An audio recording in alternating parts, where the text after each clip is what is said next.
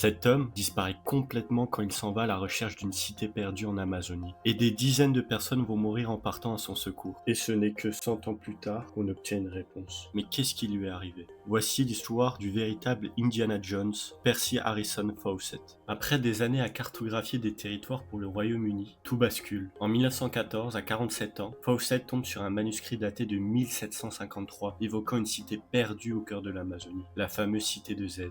Ce manuscrit, vivement contesté par les scientifiques, ne fait qu'augmenter le doute autour de Percy Fawcett. Sa réputation est déjà fragile car dans une expédition en Amazonie, James Murray, explorateur respecté, l'accuse de l'avoir laissé pour mort, une rumeur qui lui colle à la peau. Mais Fawcett persévère. Plus on contredit l'existence de Z, plus il y croit. Il consulte des médiums et pense même pouvoir lire le passé en touchant des objets anciens. Après 19 ans de préparation et 7 ans d'expédition en Amazonie, il s'enfonce dans la jungle avec son fils et un ami. Il l'ignore encore, mais cette expédition sera sa dernière. Le 29 mai 1925, Fawcett envoie sa dernière lettre depuis le camp Dead Horse Camp. Il dit notamment qu'ils vont entrer dans un territoire inexploré.